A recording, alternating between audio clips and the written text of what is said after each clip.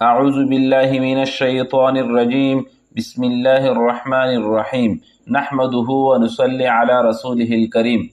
ترجمان الکتاب کے ناظرین خوش آمدید۔ آج ہم آپ کے سامنے حکایات صحابہ میں سے ایک نہایت ایمان افروز واقعہ پیش کر رہے ہیں۔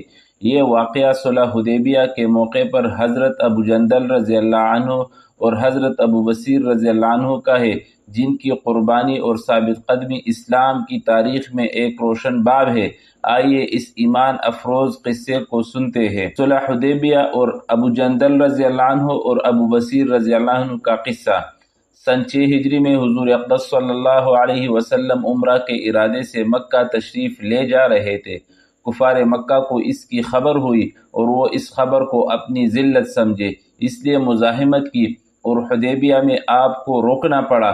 جان نثار صحابہ رضی اللہ عنہم ساتھ تھے، جو حضور صلی اللہ علیہ وسلم پر جان قربان کرنا فخر سمجھتے تھے، لڑنے کو تیار ہو گئے، مگر حضور صلی اللہ علیہ وسلم نے مکہ والوں کی خاطر سے لڑنے کا ارادہ نہیں فرمایا اور صلح کی کوشش کی، اور باوجود صحابہ رضی اللہ عنہم کی لڑائی پر مستعدی اور بہادری کے حضور اکرم صلی اللہ علیہ وسلم نے کفار کی اس قدر رعایت فرمائی کہ ان کی ہر شرط کو قبول فرما لیا۔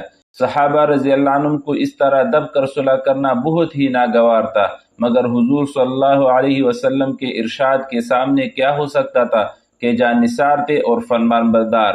اس لیے حضرت عمر رضی اللہ عنہ جیسے بہادروں کو بھی دب نہ پڑا۔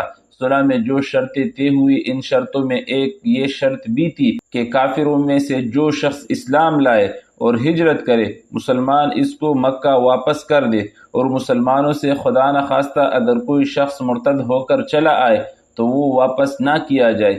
یہ صلح نامہ ابھی تک پورا لکھا بھی نہیں گیا تھا کہ حضرت ابو جندل رضی اللہ عنہ ایک صحابی تھے جو اسلام لانے کی وجہ سے طرح طرح کی تکلیفیں برداشت کر رہے تھے اور زنجیروں میں بندھے ہوئے تھے۔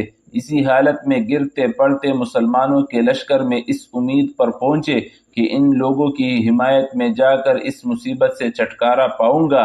ان کے باپ سہیل نے، جو اس صلح نامہ میں کفار کی طرف سے وکیل تھے اور اس وقت تک مسلمان نہیں ہوئے تھے، فتح مکہ میں مسلمان ہوئے۔ انہوں نے صاحبزادے کے تمانچے مارے اور واپس لے جانے پر اصرار کیا۔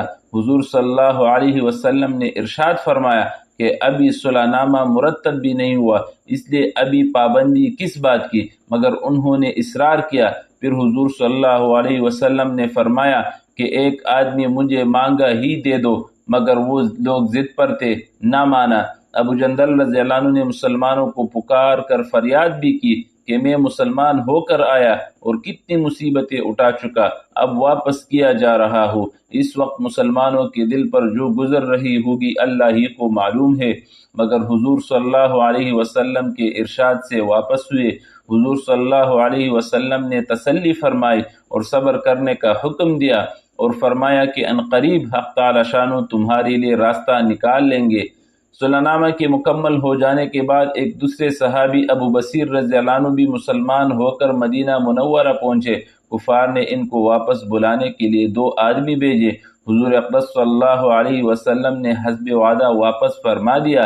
ابو بصیر رضی اللہ عنہ نے عرض بھی کیا کہ یا رسول اللہ، میں مسلمان ہو کر آیا، آپ مجھے کفار کے پنجے میں پھر بیچتے ہیں۔ آپ صلی اللہ علیہ وسلم نے ان سے بھی صبر کرنے کا ارشاد فرمایا اور فرمایا کہ انشاءاللہ عنقریب تمہارے واسطے راستہ کھلے گا۔ یہ صحابی رضی اللہ عنہ ان دونوں کافروں کے ساتھ واپس ہوئے۔ راستے میں ان میں سے ایک سے کہنے لگے کہ یار، تیری یہ تلوار تو بڑی نفیس معلوم ہوتی ہے، شیخی بعض آدمی ذرا سی بات میں پھول ہی جاتا ہے۔ وہ نیام سے تلوار نکال کر کہنے لگا کہ ہاں، میں نے بہت سے لوگوں پر اس کا تجربہ کیا ہے۔ یہ کہہ کر تلوار ان کے حوالہ کر دی۔ انہوں نے اسی پر اس کا تجربہ کیا۔ دوسرا ساتھی یہ دیکھ کر کہ ایک کو تو نمٹا دیا، اب میرا نمبر ہے، بھاگا ہوا مدینہ آیا اور حضور اکرم صلی اللہ علیہ وسلم کی خدمت میں حاضر ہو کر عرض کیا کہ میرا ساتھی مر چکا ہے، اب میرا نمبر ہے۔ اس کے بعد ابو بصیر رضی اللہ عنہ پہنچے اور عرض کیا کہ یا رسول اللہ، آپ اپنا وعدہ پورا فرما چکے کہ مجھے واپس کر دیا، اور مجھ سے کوئی عہد ان لوگوں کا نہیں جس کی ذمہ داری ہو، وہ مجھے میرے دین سے ہٹاتے ہیں، اس لیے میں نے یہ کیا۔ حضور صلی اللہ علیہ وسلم نے فرمایا کہ لڑائی بھڑکانے والا ہے، کاش کوئی اس کا معین و مددگار ہوتا۔ وہ اس کلام سے سمجھ گئے کہ اب بھی اگر کوئی میری طلب میں آئے گا تو میں واپس کر دیا جاؤں گا، اس لیے وہ وہاں سے چل کر سمندر کے کنارے ایک جگہ آ پڑے۔